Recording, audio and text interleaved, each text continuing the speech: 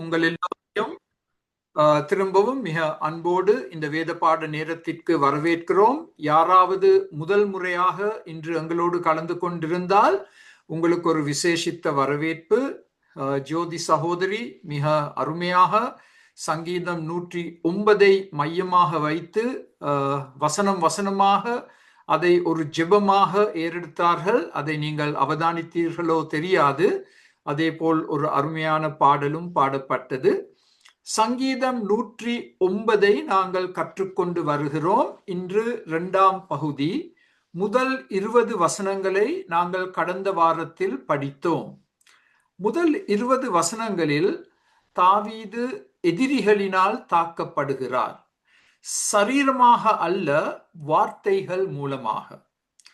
தேவனுடைய குரலை கேட்பதற்கு பதிலாக எதிரிகளின் குரல் மிகவும் ஒரு உரத்த சத்தத்தோடு ஒலிக்கப்படுவதை அவர் கேட்டு அவர் மிகவும் அதைரியப்பட்டார். அதன் காரணமாக நம்ப முடியாத விதத்தில் 15 சாபங்களை அவர் இந்த எதிரிகளுக்கு விரோதமாக எடுத்துரைத்தார். அந்த சாபங்கள் தாவீதின் உள்ளத்தை ஆண்டவருக்கு வெளிப்படுத்தும் உணர்ச்சியலாக காணப்படுகிறது. அந்த விதமாகத்தான் அந்த சாபங்களை நாங்கள் பார்க்க வேண்டும். உள்ளத்தில் இருக்கும் அந்த நஞ்சை அவர் வெளியே கொண்டு வருகிறார் ஆண்டவருடைய பிரசன்னத்தில். இதை அவர் மற்றவர்களுக்கு எடுத்து கூறவில்லை, நேரடியாக ஆண்டவருக்கு எடுத்து கூறுகிறார். அதன் மூலமாக அவருடைய உள்ளம் சுத்திகரிக்கப்படுகிறது. உள்ளத்திற்கு ஒரு பெரிய சமாதானம் வருகிறது. இன்று 16ஆம் வசனத்திலிருந்து நாங்கள் கற்றுக்கொள்ள ஆரம்பிக்கும் இந்த கட்டத்தில் இந்த சாபங்களின் காரணங்கள் திட்ட தெளிவாக எங்களுக்கு சொல்லப்படுகிறது. இந்த காரணங்களை நாங்கள் விளங்கிக் கொண்டால் தாவீது ஏன் அந்த 15 சாபங்களை எடுத்துரைத்தார் என்பது உங்களுக்கும் எனக்கும் மிகவும் எளிதில் விளங்கக்கூடியதாக இருக்கும். சாபங்களின் காரணங்கள் 15ஆம் வசனத்தின்படி இந்த எதிரிகள் குழு ஒருபோதும் நன்மை செய்வதை பற்றி நினைத்ததில்லை. அவர்களுடைய மனதில் செயல்படும் ஒரே ஒரு வார்த்தை தீமை. நாங்கள் எப்படி தீமையை செய்யலாம், அதுதான் அவர்கள் மனதில் இருந்த ஒரே கருத்து, ஒரே வார்த்தை. இவர்களுக்கு நன்மை என்ற வார்த்தையின் அர்த்தம் தெரியாது, நன்மை செய்ய தெரியாது, நன்மையான வார்த்தைகளை பேச தெரியாது. அதுதான் முதல் காரணம். தாவீது எடுத்து கூறிய சாபங்களுக்கு முதல் காரணம். 2ஆம் காரணம், இதை பாருங்கள், இது எவ்வளவு மோசமாக காணப்படுகிறது. ஏழைகளையும் வறியவர்களையும் உள்ளம் உடைந்தவர்களையும் வேட்டையாடி கொன்றார்கள், கொலை செய்தார்கள். அது 2ஆம் காரணம். இப்ப எங்களுக்கு விளங்குது ஏன் தாவீது அந்த சாபங்களை எடுத்துரைத்தார். இந்த எதிரிகள் ஈவிரக்கமின்றி ஏழைகளையும் உள்ளம் உடைந்தவர்களையும் தேடி கண்டுபிடித்து அவர்களை கொலை செய்தார்கள். 3வது 17ஆம் வசனத்தின்படி இந்த எதிரிகள் சாபம் இடுவதையே விரும்பினார்கள், ஆசீர்வதிப்பதை அவர்கள் விரும்பவில்லை. ஆசீர்வாதம் என்ற வார்த்தை அவர்களுடைய உதடுகளில் ஒருபோதும் வராது. சாபம் என்ற வார்த்தை தான் எப்பொழுதும் அவர்களுடைய உதடுகளில் காணப்படும். அவர்கள் இட்ட சாபம் அவர்கள் மேலேயே வருவதாக என்று தாவீது இங்கே எடுத்து கூறுகிறார் 17ஆம் வசனத்தில். இதுக்கு இங்கிலீஷ்ல ஒரு நல்ல வார்த்தை இருக்கு, பூமரேங். பூமரேங் என்ற வார்த்தை. நான் செய்ய நினைத்த காரியம் அது என்னையே வந்து தாக்குகிறது, என்னையே வீழ்த்துகிறது. அதுதான் அந்த பூமரேங் என்ற வார்த்தையின் அர்த்தம். அதைத்தான் தாவீது இங்கே குறிப்பிடுகிறார். ஆசீர்வாதம் அவர்களுக்கு தூரமாவதாக. ஆசீர்வாதம் என்றால் என்னென்று அவர்களுக்கு தெரியாது, மற்றவர்களை ஆசீர்வதிக்க தெரியாது, ஆசீர்வாதம் என்ற வார்த்தையை பாவிக்கவே மாட்டார்கள். சபித்தல், கொலை, மரணம், தீமை, இப்படிப்பட்ட வார்த்தைகளின் அடிப்படையில் தான் இந்த எதிரிகள் செயல்பட்டார்கள். இப்ப அடுத்த ஸ்லைடில் சாபங்களின் காரணங்களை தொடர்ந்து பார்க்கும் பொழுது, அடுத்த ஸ்லைடில் சாபத்தை உடையாக அணிந்தார்கள். 18ஆம் வசனம். ஒவ்வொரு நாளும் நாங்கள் புது உடைகளை அணிகிறோம். இந்த தீய எதிரிகள் ஒரே ஒரு உடையை தான் ஒவ்வொரு நாளும் அணிவார்கள். அந்த உடையின் பெயர் சாபம். சாபம் அவர்கள் உள்ளத்தை தண்ணீர் எண்ணெயை போல் ஊடுருவியது. 18ஆம் வசனம். அதனால் சாபம் அவனை விட்டு நீங்க கூடாது என்று தாவீது கூறுகிறார். ஒரு உடையை அணியும் பொழுது அது தோலோடு ஒட்டி கொண்டிருக்கும். ஆனால் இந்த எதிரிகளுடைய சாபம் தோலுக்கு அப்பாற்பட்ட நிலைமைக்கு சென்று உள்ளத்தை ஊடுருவியது. தண்ணீர் எப்படி உள்ளெடுக்கும் பொழுது அது எங்களுடைய சரீரத்துக்குள் போகிறதோ, எண்ணெய் பூசும் பொழுது அது எப்படி அந்த காலத்தில் இருந்த நம்பிக்கை எண்ணெய் திரும்பவும் சரீரத்துக்குள் செல்லும் என்ற ஒரு நம்பிக்கை உண்டு. அதே போல்தான் இவர்கள் சாபத்தை உள்ளெடுத்திருக்கிறார்கள். அது ஒரு வெளி அங்கியாக மாத்திரமல்ல, அவர்கள் உள்ளத்திற்குள் சென்று அவர்கள் உள்ளத்தை கைப்பற்றி அவர்கள் உள்ளத்தை ஆட்சி செய்யும் விதத்தில் இந்த சாபம் அவர்களை மேற்கொண்டிருந்தது. அதனால் தாவீது சொல்றார், சாபம் இந்த எதிரிகளை விட்டு ஒருபோதும் நீங்க கூடாது. சங்கீதம் 10:7 இவ்விதமாக வாசிக்கிறோம், அவன் வாய், எதிரியின் வாய், சபிப்பினாலும் கபடத்தினாலும் கொடுமையினாலும் நிறைந்திருக்கிறது.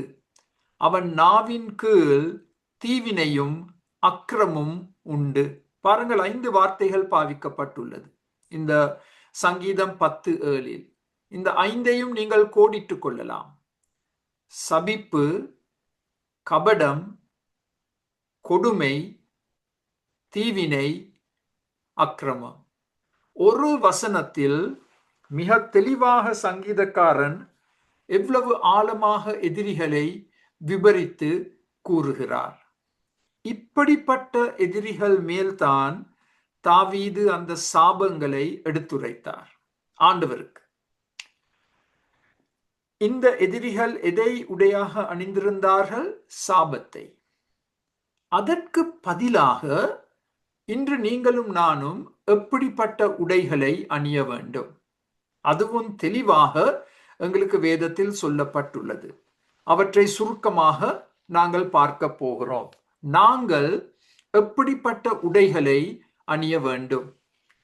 முதலாவது, ஏசாயா 61:10 படி நீங்கள் இதே ஒரு பிரசங்கமாக கொடுக்க முடியும்.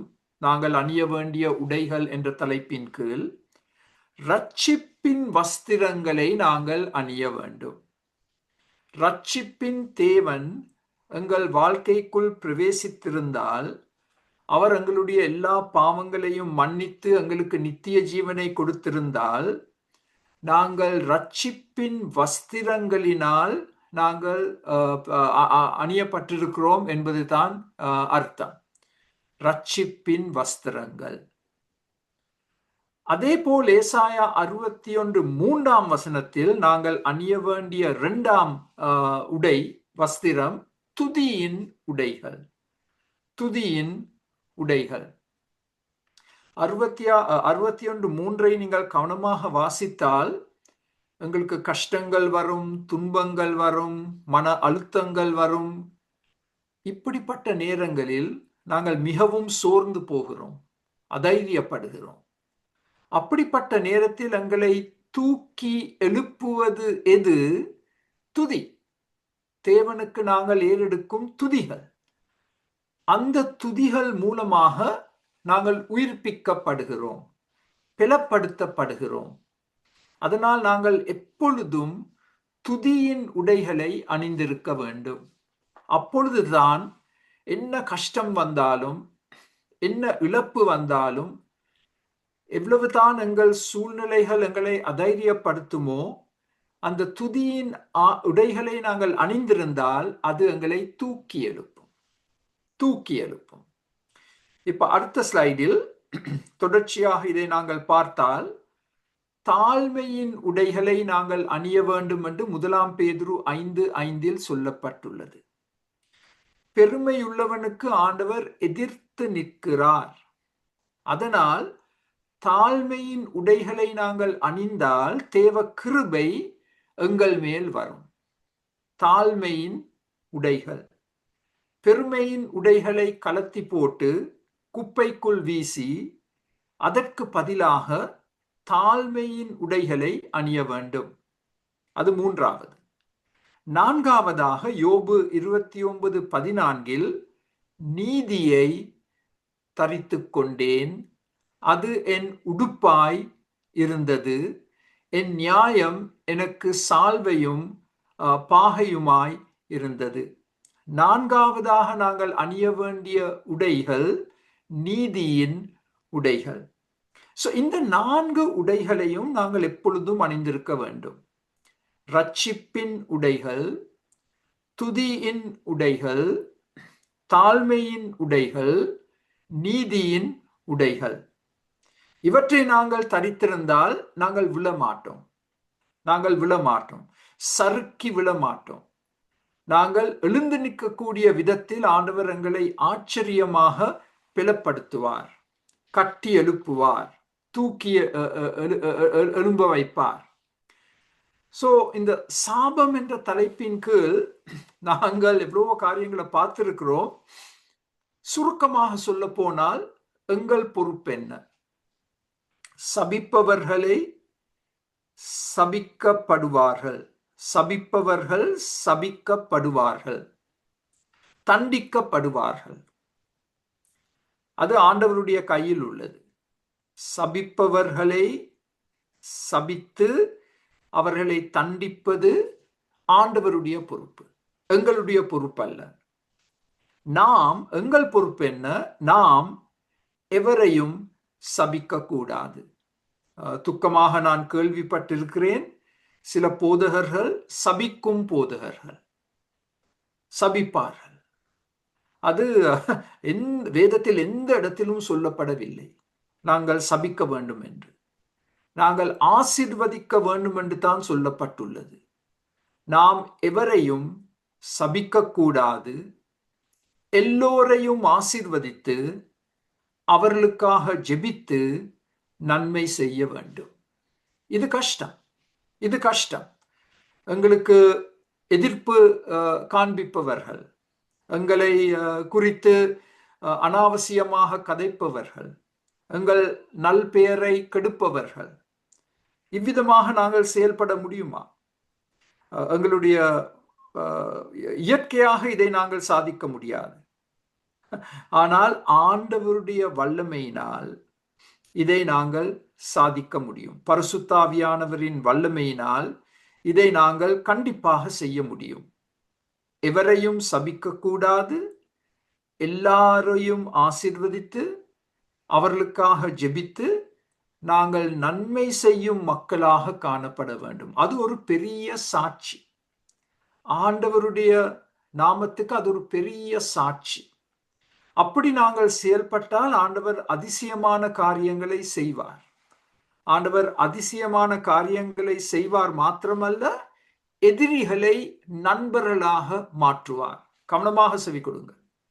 நாங்கள் இவ்விதமாக செயல்பட்டால் ஆண்டவர் எதிரிகளை கூட எங்கள் நண்பர்கள் ஆக்குவார்.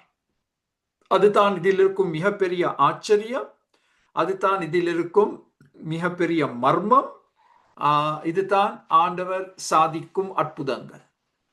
இப்ப அடுத்த ஸ்லைடை பார்க்க போகிறோம். அதில் தாவீது தம்முடைய உணர்ச்சிகளை வெளிப்படுத்துகிறார்.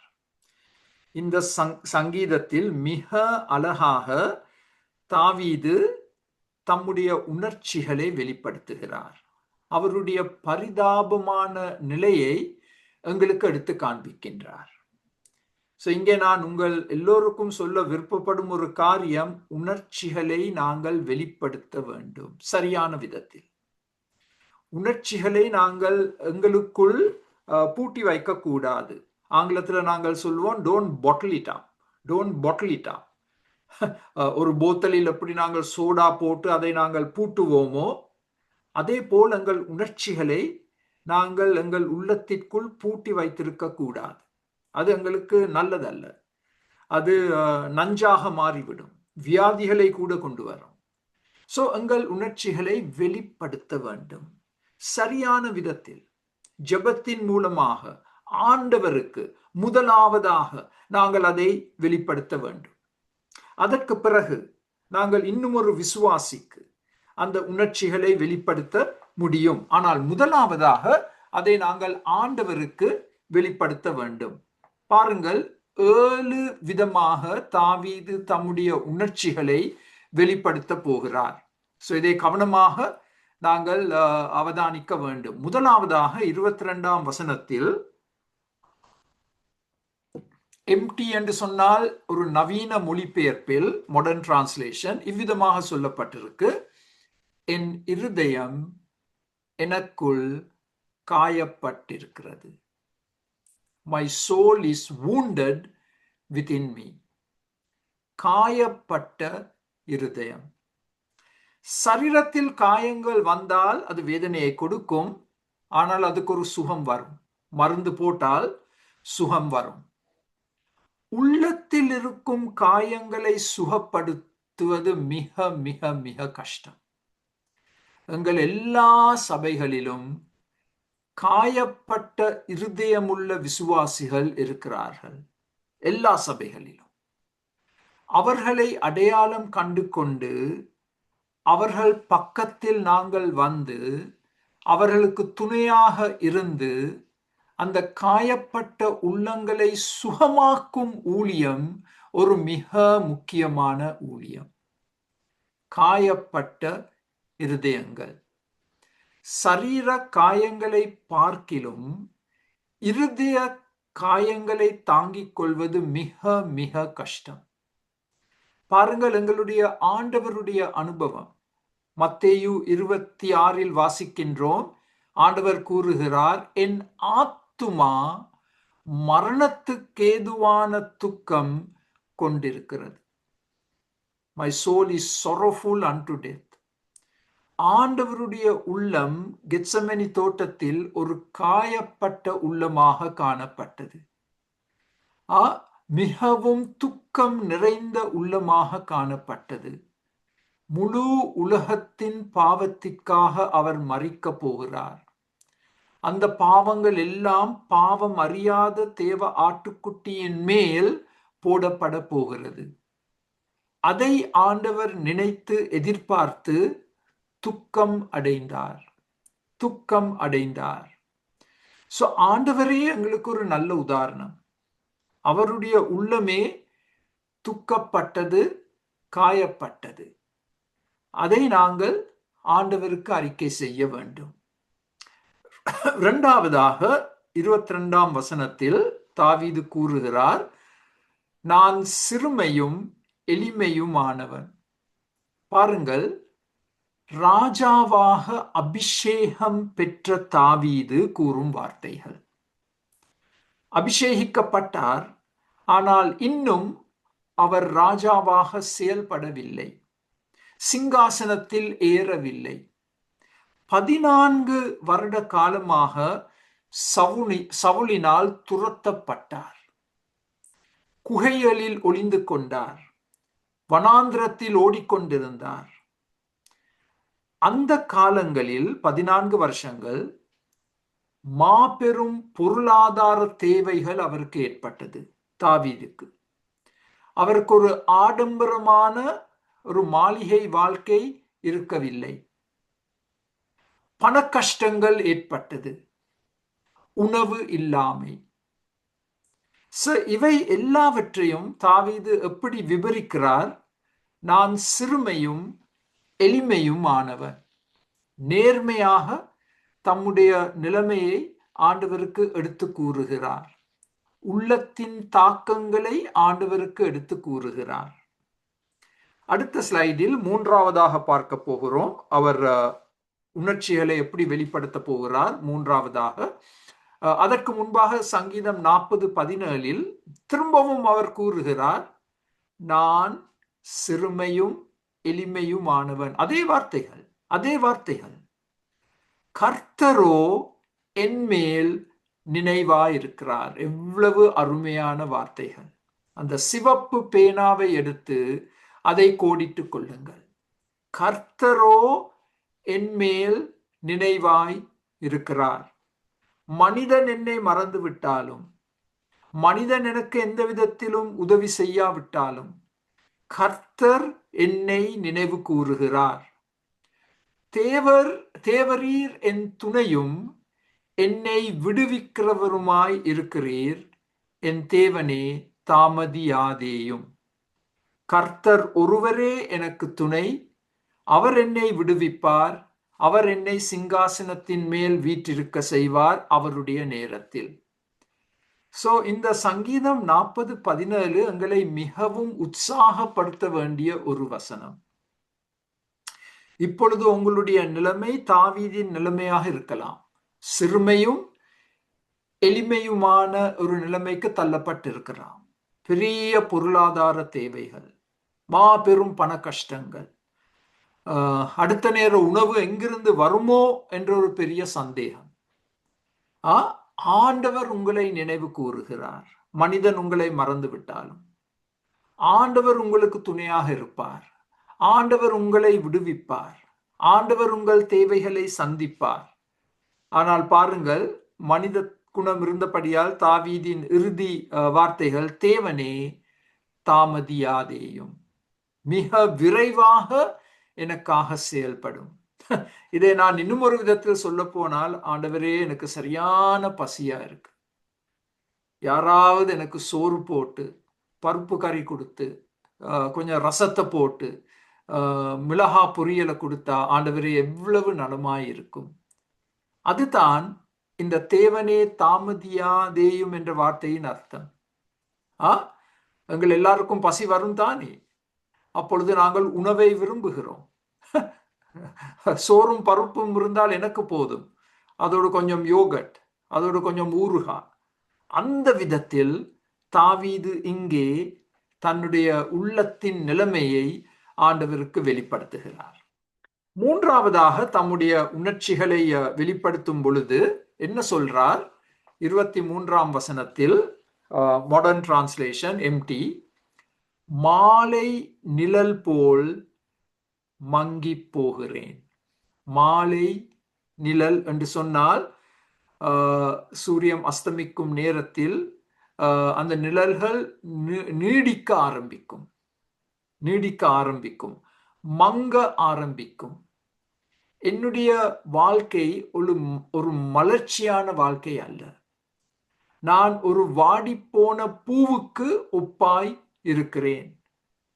சங்கீதம் 102:11 என் நாட்கள், இதே வார்த்தைகள், சாய்ந்து போகிற நிழலை போல் இருக்கிறது, புல்லை போல் உலர்ந்து போகிறேன்.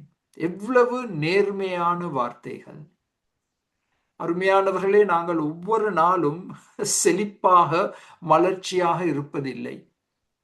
எங்களுக்கு வரும் கஷ்டங்கள், துன்பங்கள் அடிப்படையில் ஒவ்வொரு நாளும் எங்களுடைய முகம் மலர்ச்சியாக இருக்காது, ஒரு வாடிப்போன முகமாக இருக்கும். அதை நாங்கள் ஆண்டவருக்கு நேர்மையாக எடுத்து சொல்ல வேண்டும். இதில் இன்னும் ஒரு கருத்து இருக்கு. என் வாழ்க்கை வெகு சீக்கிரத்தில் முடிவடைய போகிறது. எவ்வளவு காலம்தான் நான் ஓடிக்கொண்டிருக்கலாம்? எவ்வளவு காலம்தான் நான் குகைகளில் ஒளிந்து கொண்டிருக்கலாம்? ஒரு நாள் சவுல் நிச்சயமாக என்னை கண்டுபிடித்து, என்னை பிடித்து, என்னை கொலை செய்ய போகிறான். தேவ சித்தம் என் வாழ்க்கையில் முழுமையாக நிறைவேறாமல் போகும். அந்த அடிப்படையில் தன் உணர்ச்சிகளை ஆண்டவருக்கு வெளிப்படுத்துகிறான். மிக நேர்மையான வெளிப்படுத்தல். நான்காவதாக அதே 23ஆம் வசனத்தில் தாவீது கூறுகிறார், வெட்டுக்கிளியைப் போல் காற்றினால் மேலும் கீழும் தூக்கி எறியப்படுகிறேன். இது எங்கிருந்து தாவீது இந்த வார்த்தைகளை பெற்றிருக்க கூடும்? யாத்ராகமம் 10:19. அப்பொழுது கர்த்தர் மகா பலத்த மேல்காற்றை வீசும்படி செய்தார். அது வெட்டுக்கிளிகளை அடித்து கொண்டு போய் செங்கடலிலே போட்டது. எகிப்தின் எல்லையில் எங்கும் ஒரு வெட்டுக்கிளியாகிலும் மீதியாய் இருந்ததில்லை. இந்த வசனத்தை வைத்து, அனுபவத்தை வைத்து தாவீது தம்முடைய வாழ்க்கையை விபரிக்கிறார். அந்த அந்த காற்று பயங்கர விதமாக வீசும் பொழுது இந்த வெட்டுக்கிளிகள் தங்களை கட்டுப்படுத்திக் கொள்ள முடியாது, நிலைநிற்க முடியாது. அந்த காற்றினால் 4 திசைகளிலும் அது தூக்கி எறியப்படும். கடைசியாக கடலில் போய் அந்த வெட்டுக்கிளிகள் தூக்கி எறியப்பட்டு கடலில் மாண்டன. அந்த படத்தை தாவீது தன் வாழ்க்கைக்கு பாவிக்கிறார். வெட்டுக்கிளியை போல் காற்றினால் இங்கும் அங்கும் தூக்கி எறியப்பட்டு வெகு சீக்கிரத்தில் நானும் அந்த கடலில், செங்கடலில் போய் அமுழப் போகிறேன். அடுத்த ஸ்லைடில் உங்களுக்கு ஒரு வெட்டுக்கிளியின் படத்தை நாங்கள் போட்டிருக்கிறோம். அடுத்த ஸ்லைட். இது ஒரு வெட்டுக்கிளி. நாங்கள் பொதுவாக வெட்டுக்கிளிகளை காண்பது அரிது. ஆனால் மத்திய கிழக்கு பிரதேசத்தில் இது மிகவும் பொதுவாக காணக்கூடிய காட்சி இன்றும் கூட. இந்த வெட்டுக்கிளியை பார்த்தால் மிகவும் பலவீனமுள்ள ஒரு நிலை. காற்றினால் சிதறடிக்கப்படக்கூடிய வெட்டுக்கிளிகள்.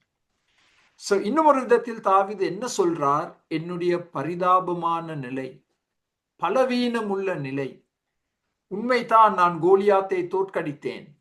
ஆனால் இன்று என்னுடைய நிலைமையை பாருங்கள். மிகவும் ஒரு மோசமான நிலைமையில் காணப்படுகிறேன். எனக்கு எந்தவித பலனும் இல்லை. வெகு சீக்கிரத்தில் நான் மரிக்கப் போகிறேன். இந்த வெட்டுக்கிளியை போல் நான் தூக்கி எறியப்படுகிறேன் என்று தாவீது தம்மை விபரித்து கூறுகிறார். அடுத்த ஸ்லைடை பார்ப்போம். அதில் 5ஆம் காரியம், தன் உள்ளத்தை எடுத்து விபரிக்கும் 5ஆம் காரியம், உபவாசத்தினால் என் முழங்கால்கள் சோர்ந்து போகிறது. உபவாசத்தினால். சங்கீதம் 102 இவ்விதமாக வாசிக்கிறோம், என் இருதயம் புல்லை போல் வெட்டுண்டு உலர்ந்தது. என் இருதயம், உணர்ச்சிகள். இருதயம் என்று சொன்னால் உணர்ச்சிகள். என் உணர்ச்சிகள் புல்லை போல் வெட்டுண்டு உலர்ந்தது. காலையில் நீங்கள் புல்லை வெட்டினால் சாயந்திரத்துக்குள் அது அப்படியே உலர்ந்து போயிருக்கும். என் போஜனத்தை புசிக்க மறந்தேன். தாவீது என்ன சொல்றார்? இந்த உபவாசம் ஏன் வந்தது? எனக்கு பசி வரையில்லை. எப்பொழுது எங்களுக்கு பசி வராமல் இருக்கும்? வியாதிப்பட்ட நேரத்தில். வியாதிப்பட்ட நேரத்தில் உணவை நாங்க பார்க்க கூட முடியாது. அதனால் தான் அந்த நேரங்களில் ரசத்தை குடிக்க கொடுப்பாங்க, இல்லாவிட்டால் ஒரேஞ்ச் பாலி கொடுப்பார்கள். எனக்கு நல்ல ஞாபகம் இருக்கு, இலங்கையில் நாங்கள் வளர்ந்த நாட்களில் காய்ச்சல் வந்தால் உணவு சாப்பிட முடியாது, ஒரேஞ்ச் பாலி கொடுப்பார்கள். அதை நாங்கள் விரும்பி குடிப்போம். அந்த ஒன்றை மாத்திரம்தான், இல்லாவிட்டால் ரசம். சோ தாவீது சொல்றார், எனக்கு என் சரீரம் வியாதிப்பட்டிருக்கு. எவ்வளவு தான் நான் இதை தாங்கிக் கொள்ள முடியும்? உணர்ச்சிகள் பாதிக்கப்பட்டால் சரீரம் பாதிக்கப்படும். அதை மறக்கவே வேண்டாம். உணர்ச்சிகள் பாதிக்கப்பட்டால் உங்கள் சரீரம் பாதிக்கப்படும். பசி வராத ஒரு நிலைமை. யாராவது உணவை கொண்டு வந்து கொடுத்தாலும் கூட தாவீதினால் அதை சாப்பிட முடியாது. அவர் இப்படி கஷ்டப்பட்டிருக்கும் நேரத்தில் அவருடைய முழங்கால்கள் சோர்ந்து போகின்றன. அதன் அர்த்தம் என்ன? எழுந்து நிற்க முடியாது. சரீரத்துக்கு பலன் இல்லை. ஸோ அதனால் தான் நாங்கள் வியாதிப்படும் நேரத்தில் என்ன செய்கிறோம்? தூங்குகிறோம். நாங்கள் தூங்குகிறோம். சரீர பலன் இல்லை. அந்த சரீர பலன் திரும்பவும் வரும் வரைக்கும் நாங்கள் தூங்குவோம். சிலர் வியாதிப்படாத நேரத்திலும் நல்லா தூங்கி கொண்டிருப்பாங்க. அது இன்னொரு விஷயம். அது அது சோம்பேறித்தனம், சோம்பேறிகளின் தூக்கம். இது அப்படிப்பட்ட தூக்கம் இல்லை. இது மனக்கவலை, உள்ளத்தில் இருக்கும் காயங்கள், சரீரம் பாதிக்கப்பட்டிருக்கு, சாப்பிட முடியாது, அதனால் வரும் உபவாசம், அதனால் வரும் சரீர பலவீனம். சங்கீதம் 35 நான் உபவாசத்தால் என் ஆத்துமாவை உபத்திரவப்படுத்தினேன். இதுவும் எங்களுக்கு ஒரு மிக முக்கியமான ஒழுக்கம். நாங்கள் ஏன் உபவாசத்தில் ஈடுபட வேண்டும்? எங்களுடைய ஆத்துமாவை உபத்திரவப்படுத்துவதற்காக, எங்களுடைய ஆத்துமாவை திருத்துவதற்காக, எங்களுடைய ஆத்துமா சுத்திகரிக்கப்படுவதற்காக உபவாசத்திற்குள் செல்வது மிக மிக மிக நல்லது. அந்த ஃபாஸ்டிங் நாங்கள் எல்லாரும் கண்டிப்பாக கடைபிடிக்க வேண்டிய ஒரு காரியம். எங்களுடைய ஆத்துமாவை உபத்திரவப்படுத்தி, அதை பரிசுத்தப்படுத்தி, அதை நாங்கள் துப்புரவாக்குவது. அந்த உபவாசம் எங்களுடைய வாழ்க்கையில் நிச்சயமாக காணப்பட வேண்டும்.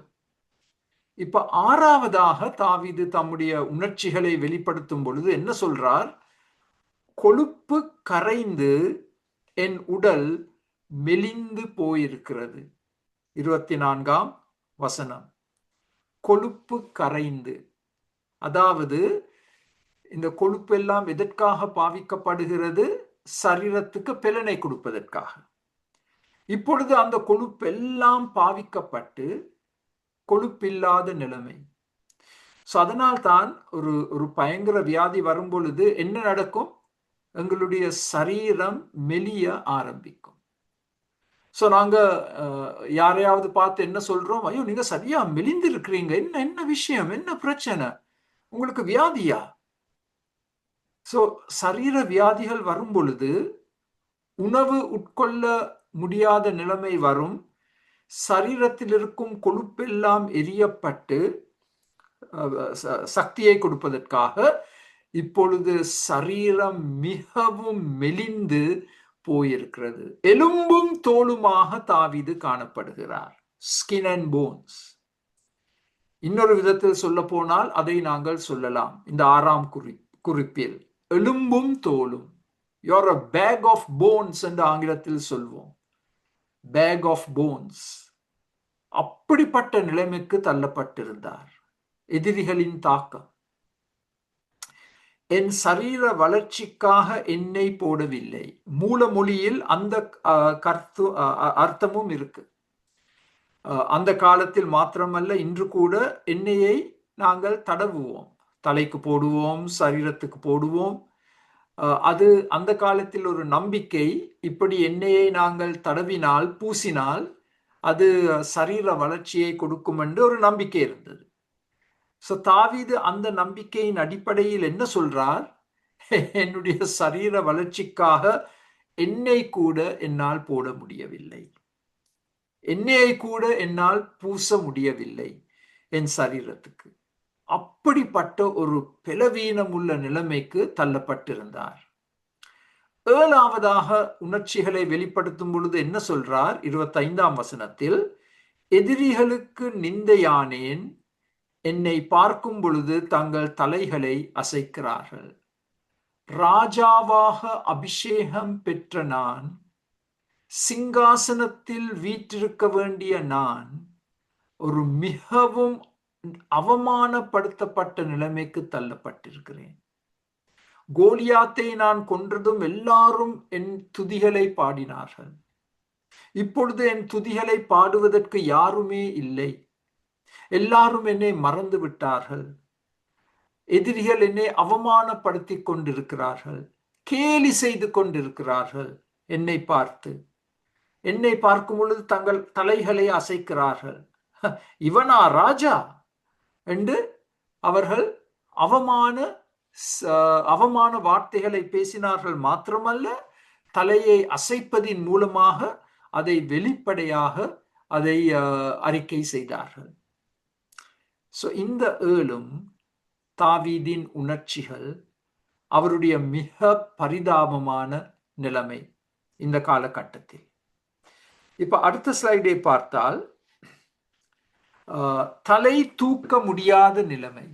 அவமானப்படுத்தப்படும் பொழுது தலையை தூக்க முடியாது.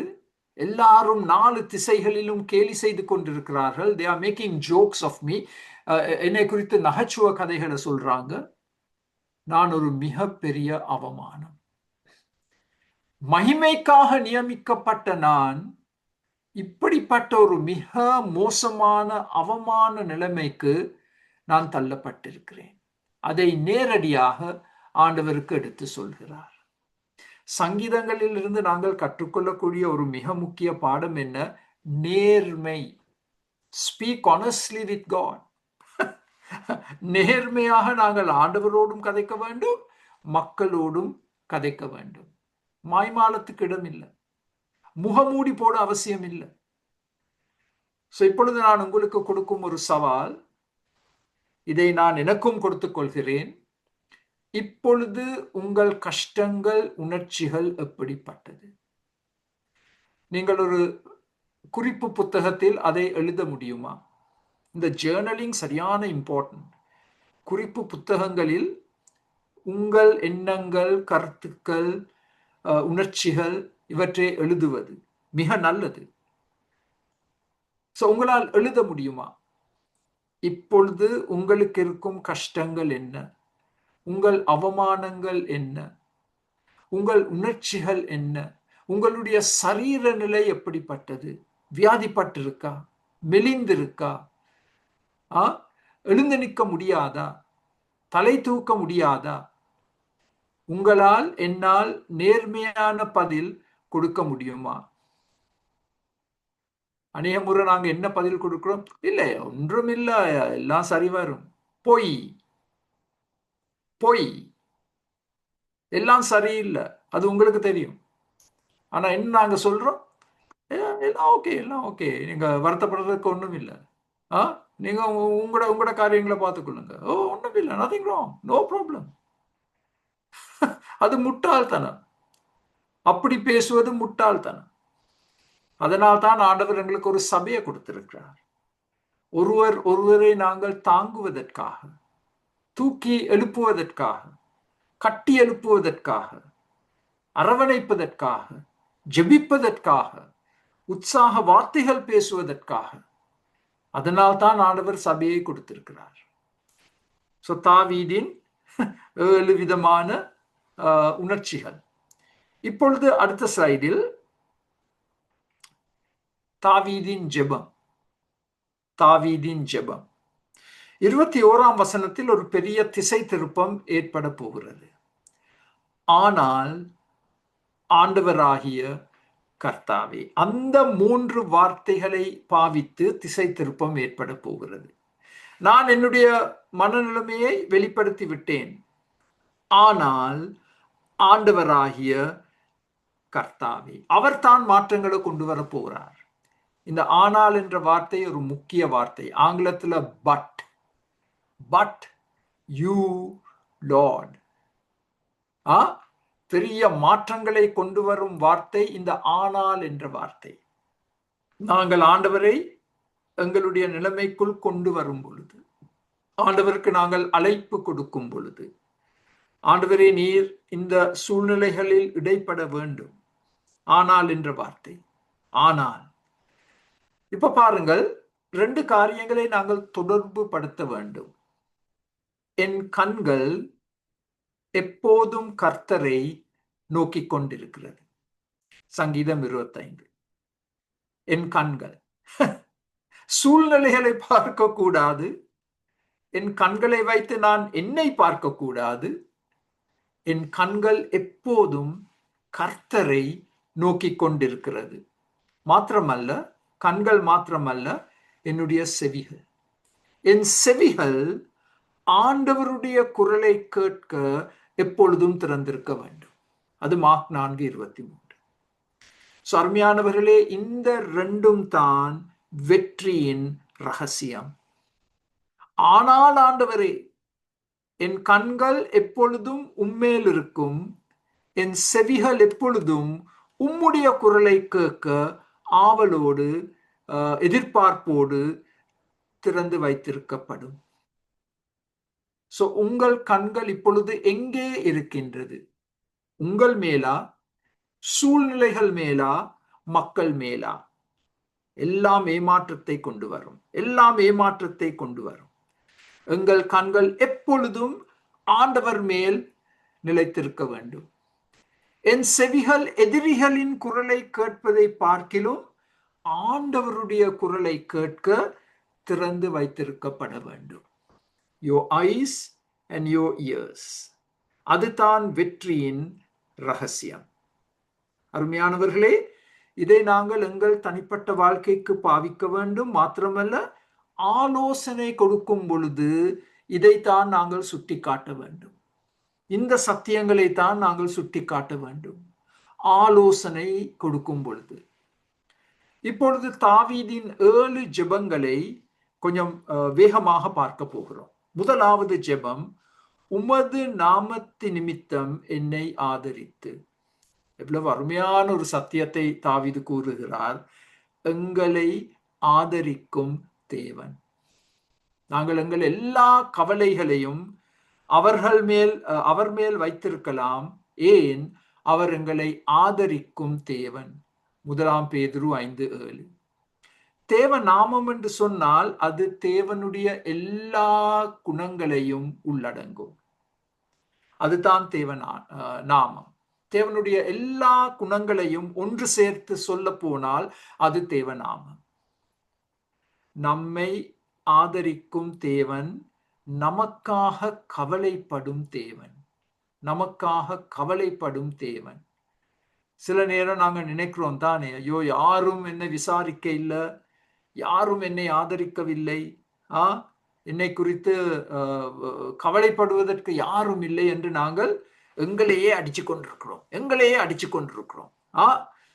சுய பரிதாபம். இதுக்கு நாங்க சொல்ற வார்த்தை சுய பரிதாபம், செல்ஃப் பிட்டி. நானே என்னை அடிச்சு கொண்டிருக்கிறேன். ஐயோ யாரும் என்ன விசாரிக்க இல்லை, டெலிஃபோன் பண்ண இல்லை, எனக்கு ஒரு தண்ணி கூட கொடுக்க இல்லை என்று நாங்க எங்களையே அடிச்சு கொண்டிருக்கிறோம். ஒரு வாழைப்பழத்தை கூட கொடுக்க இல்லை. என்னை ஆதரிக்கும் தேவனே என்று தாவீது ஆரம்பிக்கிறார்.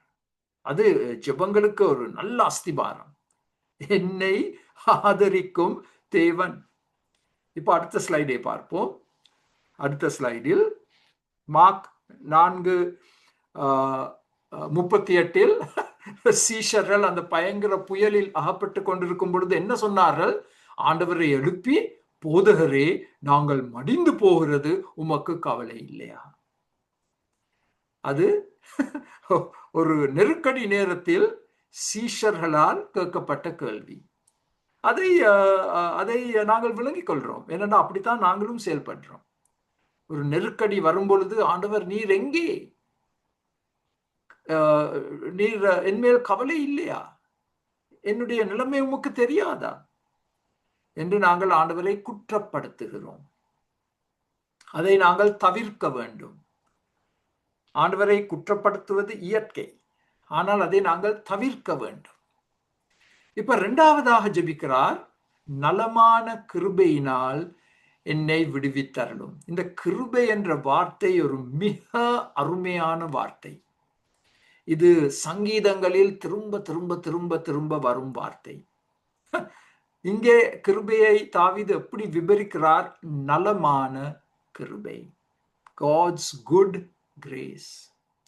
நல்ல தேவனின் நல்ல கிருபை, நல்ல கிருபை. உமது கிருபையினால் என்னை ரட்சியும் என்று 26ஆம் வசனத்தில் ஜெபிக்க போகிறார். அந்த நலமான கிருபையினால் என்னை ரட்சியும். எப்பொழுதும் எவருக்கும் நன்மை செய்ய காத்திருக்கும் தேவ கிருபை. தேவ கிருபை ஒருபோதும் எங்களுக்கு கெடுதியை கொண்டு வராது. எப்பொழுதும் நன்மைகளை தான் கொண்டு வரும். அந்த கிருபையை பெற்றுக்கொள்ள வேண்டும் என்று, அதன் மூலமாக விடுதலை பெற வேண்டும் என்று தாவீது ஜெபிக்கிறார். இப்படிப்பட்ட வேத வசனங்களை அடிப்படையாக வைத்துத்தான் நாங்கள் ஜெபிக்க கற்றுக்கொள்ள வேண்டும். அப்பொழுது நிச்சயமாக உங்களுக்கு பதில் வரும். When you pray the scripture, you will get the answers. வேத வசனங்களை நீங்கள் ஜெபமாக ஜெபித்தால் கண்டிப்பா பதில் வரும். மூன்றாவது, எனக்கு சகாயம் உதவி செய்யும். 26ஆம் வசனத்தில், வேறு யாரும் எனக்கு உதவி செய்ய மாட்டாங்க ஆண்டவரே, நீர் ஒருவரே எனக்கு சகாயம் உதவி செய்யும். நாங்கள் மிகவும் நேசிக்கும் சங்கீதம் 121 வானத்தையும் பூமியையும் உண்டாக்கின கர்த்தரிடத்தில் இருந்து எனக்கு ஒத்தாசை வரும். அதனால்தான் அந்த தேவனை நான் நோக்கி பார்த்து கொண்டிருக்கிறேன். என்னுடைய கண்கள் அவர் மேல் இருக்கின்றது. அவர் எனக்கு உதவி செய்வார். அதே சத்தியம் ஏசாயா 41:10 சொல்லப்பட்டுள்ளது. அவர் எனக்கு சகாயம் புரிவார், உதவி செய்வார் சரியான நேரத்தில். அடுத்த ஸ்லைடில் 4ஆம் ஜெபம், தேவ கரம் எனக்காக செயல்பட்டது என்பதை எதிரிகள் அறிய வரட்டும். 27ஆம் வசனம், ஆண்டவரே நீர் எனக்காக இடைப்படும் பொழுது, நீர் உம்முடைய கரத்தை எனக்காக பாவிக்கும் பொழுது, Lord, when you flex your muscles for me, என் எதிரிகள் அதை கண்டு ஒரே ஒரு முடிவுக்கு வர வேணும், இது தேவனால் நடந்த காரியம், இதற்கு விரோதமாக நாங்கள் போராட முடியாது, இது தேவனுடைய விரல், இது தேவனுடைய கரம் என்று எதிரிகள் அந்த உணர்வுக்குள் வர வேண்டும். ஏசாயா 59:13 தேவன் பூமியின் எல்லை வரைக்கும் யாக்கோபிலே அரசாளுகிறவர் என்று அவர்கள் அறியும் பொருட்டு அவர்களை உம்முடைய உக்கிரத்திலே நிர்மூலமாக்கும், இனி இராதபடிக்கு அவர்களை நிர்மூலமாக்கும். தேவன் ஒருவர் இருக்கிறார், அவர் அரசாட்சி செய்கிறார். அதை என் எதிரிகள் அறிய வர வேண்டும், அவர்கள் அழிக்கப்படுவதற்கு முன்பு. சங்கீதம் 126 இந்த ஜெயகீதம், கர்த்தர் இவர்களுக்கு பெரிய காரியங்களை செய்தார் என்று புறஜாதிகளுக்குள்ளே சொல்லிக் கொண்டார்கள். அதுதான் எப்பொழுதும் தாவீதின் விருப்பமாய் இருந்தது. புறஜாதியார், எதிரிகள், நீர்தான் ஒரே தேவன், ஜீவனுள்ள தேவன், சத்திய தேவன் என்பதை அறிய வர வேண்டும். நீர் உம்முடைய கரத்தை என் சார்பில் வெளிப்படுத்தும் பொழுது அந்த முடிவுக்கு அவர்கள் வர வேண்டும். ஒரு தேவன் இருக்கிறார், ஒரே தேவன், சத்திய தேவன், ஜீவனுள்ள தேவன், தம்முடைய மக்களுக்காக போராடும் தேவன், அவர் இருக்கிறார் என்ற முடிவுக்கு இந்த மக்கள் எல்லாரும் வர வேண்டும். அதே நம்பிக்கை, அதே ஆவல் எங்கள் உள்ளத்திலும் இருக்க வேண்டும். எல்லா மக்களும் கர்த்தராகிய இயேசு கிறிஸ்து தான் ஒரே தேவன் என்பதை அறிய வர வேண்டும். அவரை வணங்க வேண்டும், அவருக்கு இணங்க வேண்டும். அந்த ஆவல், அந்த நோக்கம் எப்பொழுதும் எங்கள் உள்ளத்தில் இருக்க வேண்டும். ஐந்தாவதாக 5ஆம் ஜெபம், என்னை ஆசீர்வதியும். எவ்வளவு அருமையாக சுலபமாக சொல்லப்பட்ட ஜெபம். ஐயோ, எதிரிகள் என்னை சபிக்கிறாங்க ஆண்டவரே, எதிரிகள் என்னை சபித்துக் கொண்டே இருக்கிறாங்க. ஆண்டவரே நீர் என்னை ஆசீர்வதியும். அருமையானவர்களே, நீங்களும் நானும் செய்யக்கூடிய ஒரு மிக சுலபமான ஜெபம் இந்த ஜெபம். ஆண்டவரே என்னை ஆசீர்வதியும், என் குடும்பத்தை ஆசீர்வதியும், என் சபையை ஆசீர்வதியும். அப்படி நீங்கள் ஜெபித்தால் எப்படிப்பட்ட ஆசீர்வாதத்தை ஆண்டவர் கொடுக்க காத்திருக்கிறார்? சங்கீதம் 29:11 வசனம், கர்த்தர் தமது ஜனத்திற்கு பெலன் கொடுப்பார், கர்த்தர் தமது ஜனத்திற்கு சமாதானம் அருளி அவர்களை ஆசீர்வதிப்பார். இரட்டிப்பான ஆசீர்வாதம். கர்த்தர் தம்முடைய ஜனத்துக்கு பெலத்தை கொடுப்பார், கர்த்தர் தம்முடைய ஜனத்திற்கு சமாதானத்தை கொடுப்பார். எந்த காசை கொடுத்தும் நாங்கள் இந்த 2 ஆசீர்வாதங்களை பெற்றுக்கொள்ள முடியாது. விலையேற பெற்ற ஆசீர்வாதங்கள். ஆண்டவரே என்னை ஆசீர்வதியும் என்று நீங்கள் ஜெபித்தால் ஆண்டவர் என்ன செய்ய போறார்? உங்களை பலப்படுத்துவார், உங்களுக்கு சமாதானம் கொடுப்பார். இன்று தயவு செய்து இந்த 2 ஆசீர்வாதங்களையும் பெற்றுக்கொள்ள நீங்களும் நானும் ஜெபிக்க வேண்டும். அது 5ஆம் ஜெபம். 6ஆம் ஜெபம் அடுத்த ஸ்லைடில். எதிரிகளை வெட்கப்படுத்தும். இந்த எதிரிகள் என்னை வெட்கப்படுத்தினார்கள், மாபெரும் அவமானத்திற்குள் என்னை கொண்டு வந்தார்கள், என்னை பார்த்து கேலி செய்தார்கள், நகைச்சுவையான காரியங்களை சொன்னார்கள். இப்பொழுது ஆண்டவரே, டர்ன் த டேபிள்ஸ், மேசையை திருப்பி போடும். எதிரிகளை வெட்கப்படுத்தும். எதிரிகள் அவமானத்தால் மூடப்படட்டும். இப்ப பாருங்கள், இந்த உடை என்ற வார்த்தை திரும்பவும் வரப்போகிறது. உடையை போல் அவர்கள் அவமானத்தை அணிந்து கொள்ளட்டும். இப்பொழுது அவர்கள் போர் சேவகருடைய உடைகளை அணிந்திருக்கிறார்கள். அவர்களை பார்க்கும் பொழுது பயங்கரமான போர் வீரர்கள். ஆனால் அந்த யூனிஃபார்ம் எடுத்து போட்டு அவமானத்தின் உடைகளால் அவர்களை நீர் உடுப்பியும். சங்கீதம் 71:13 என் ஆத்துமாவை விரோதிக்கிறவர்கள் வெட்கி அழியவும், எனக்கு பொல்லாப்பு தேடுகிறவர்கள் நிந்தையாலும் இலச்சையாலும் மூடப்பட கடவர்கள். மூடப்பட கடவர்கள் என்று சொன்னால் உடையாக அதை அவர்கள் அணிந்து கொள்ள வேண்டும். பூமரேங். அவர்கள் என்னை எதிர்த்தார்கள், என்னை அவமானப்படுத்தினார்கள், இப்பொழுது அது அவர்களுக்கு திருப்பி கொடுக்கப்பட வேண்டும். இப்படி ஜெபிப்பது சரி. எதிரிகள் வெட்கப்படுத்தப்பட வேண்டும். 7ஆவதாக அவர் செய்யும் ஜெபம் 28ஆம் வசனத்தில், துக்கத்தில் கவலையில் இருக்கும் உமது அடியேனை மகிழ்ச்சிப்படுத்தும். நான் எவ்வளவோ வேதனையில் இருக்கிறேன். நான் சிரித்து எவ்வளவோ நாள், என்னுடைய முகம் மலர்ச்சியாக இருந்தது எவ்வளவோ கடைசியாக இப்பொழுது அப்படி இருந்தது எனக்கே தெரியாது. இப்பொழுது ஆண்டவரே, ஆழ்ந்த துக்கத்தில் கவலையில் அவமானத்தில் இருக்கும் என்னை, எதிரிகளால் சபிக்கப்பட்ட என்னை, நான் உம்முடைய அடியேன், உம்மால் அபிஷேகிக்கப்பட்ட அடியேன், என்னை நீர் மகிழ்ச்சி படுத்தும். தேவனங்களை பலப்படுத்துவார், தேவனங்களுக்கு சமாதானத்தை கொடுப்பார், தேவனங்களுக்கு மகிழ்ச்சியை கொடுப்பார். இது 3ஆம் ஆசீர்வாதம். He will give us joy. கர்த்தருடைய மகிழ்ச்சி எங்கள் பலன் என்று வேதத்தில் வாசிக்கின்றோம். The joy of the Lord. உம்முடைய சந்தோஷத்தை எனக்கு தாரும் ஆண்டவரே. காயப்பட்ட என்னுடைய உள்ளத்தை நீர் குணமாக்கி எனக்கு உம்முடைய சந்தோஷத்தை தந்தருளும். தாவீது செய்த 7 ஜெபங்கள். இப்பொழுது அடுத்த ஸ்லைடில் தாவீது ஒரு தீர்மானம் செய்தார். 30ஆம் வசனத்தில், தேவனை நான் மிகவும் துதிப்பேன், துதிகளின் உடைகளை அணிந்து நான் இந்த தேவனை துதிப்பேன்.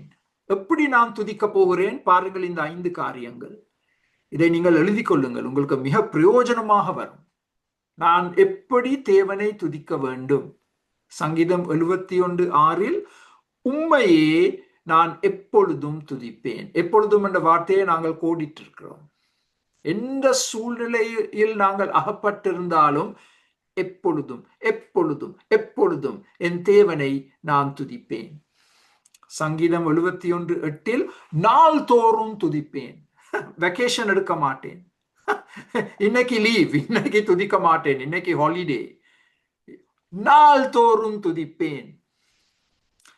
3வது சங்கீதம் 71:14 மேன்மேலும் உண்மை துதிப்பேன். இந்த துதியை நான் அதிகரிக்க செய்வேன். ஒரு உயர் கட்டத்திற்கு நான் கொண்டு வரப்போகிறேன் இந்த துதியை. 4வது இசை கருவிகளோடு நான் என் தேவனை துதிக்க போகிறேன். 22ஆம் வசனம். தாவீது இசை கருவிகளை வாசிப்பதில் திறமை பெற்றவன். தனிமையாக நான் பாட்டு பாடுவது மாத்திரமல்ல, இந்த இசை கருவிகளை நான் கிரியை செய்ய வைத்து நான் தேவனை துதிக்க போகிறேன். 30ஆம் வசனத்தின்படி 5ஆம் காரியம், அநேகர் மத்தியில்.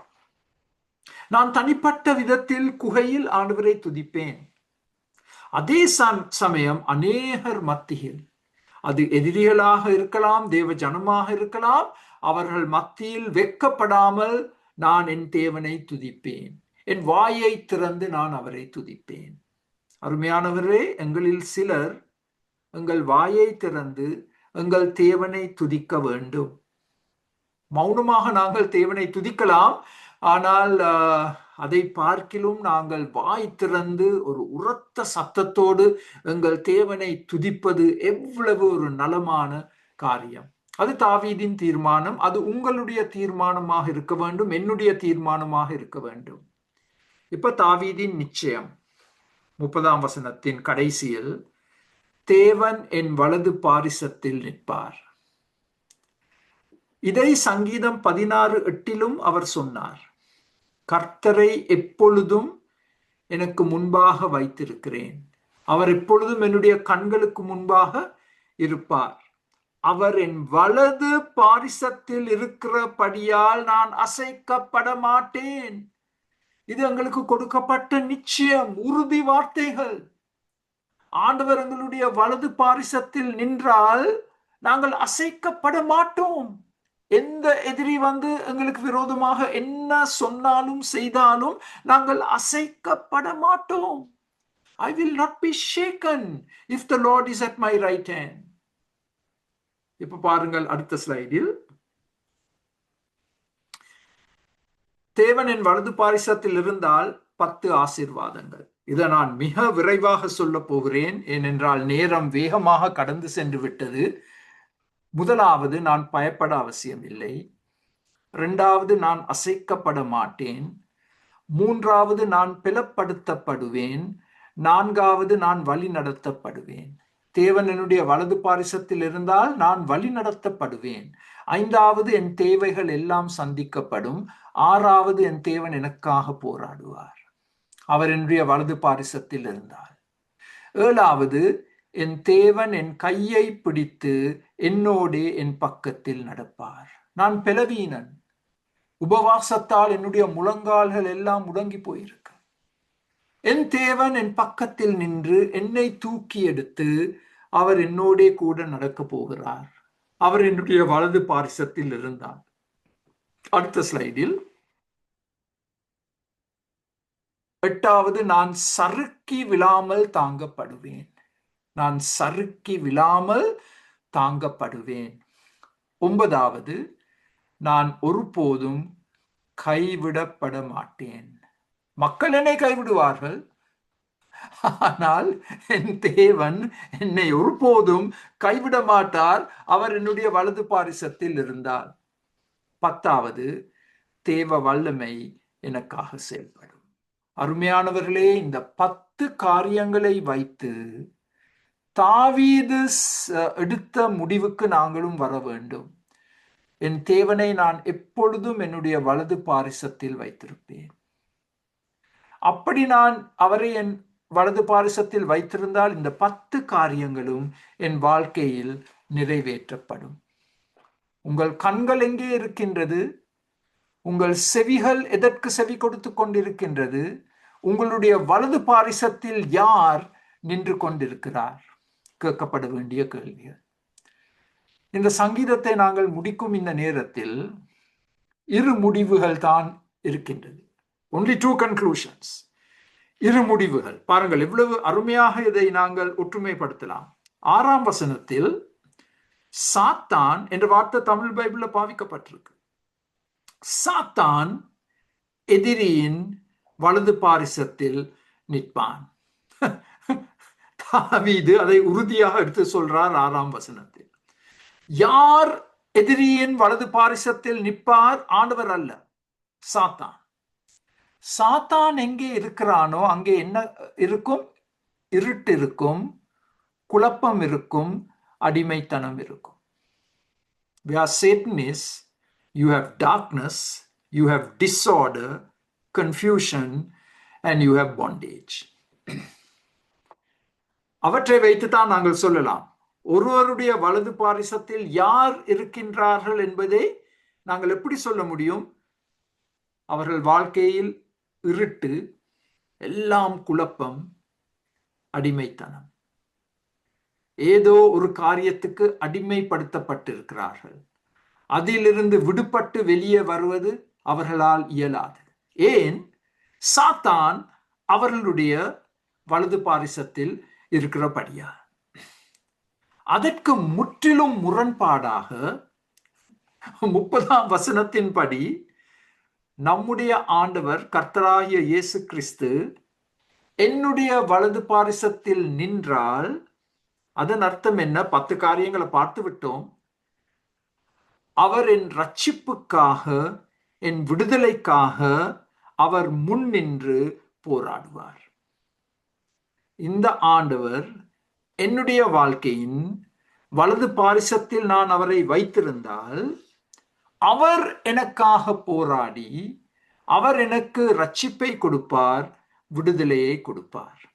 சோ நாங்கள் இன்று கேட்க வேண்டிய கேள்வி இதுதான். இந்த பாடத்தை முடிக்கும் இந்த நேரத்தில் நாங்கள் கேட்க வேண்டிய கேள்வி இதுதான். உங்களுடைய வலது பாரிசத்தில் யார் இருக்கின்றார்கள்? பிசாசா, இரட்சகரா? அந்த கேள்வியை நீங்க கேட்க வேண்டும், நான் கேட்க வேண்டும். Who is at my right hand? Is it Satan or is it the Savior? பிசாசு என் வலது பாரிசத்தில் இருந்தால் எல்லாம் மோசமாக மாற்றம் அடையும், அடிமைத்தனம் வரும் வாழ்க்கையில். கர்த்தராகிய இயேசு கிறிஸ்து என்னுடைய வலது பாரிசத்தில் இருந்தால் எல்லாம் விடுதலை, எல்லாம் சுதந்திரம், எல்லாம் சந்தோஷம், எல்லாம் சமாதானம். நாங்கள் தீர்மானம் எடுக்க வேண்டும். யார் என்னுடைய வலது பாரிசத்தில் நிற்பதற்காக நான் அனுமதி கொடுக்க போகிறேன்? பிசாசுக்கா, ஆண்டவருக்கா? நான் நினைக்கிறேன் அதோட ஸ்லைட்ஸ் முடிஞ்சிட்டு. Krishanthan, is there any more slides? Yes, that's done. ஜெபிப்போம். இந்த முழு சங்கீதத்துக்காக நன்றி செலுத்துகிறோம் ஆண்டவரே. எவ்வளவு அருமையான ஒரு சங்கீதம், எவ்வளவோ பாடங்களை கற்றுக்கொண்டோம். இந்த பாடங்களின்படி எங்களுடைய வாழ்க்கையை நீர் மாற்றி அமைக்க வேண்டும் என்று கெஞ்சி கேட்கிறேன் பிதாவே.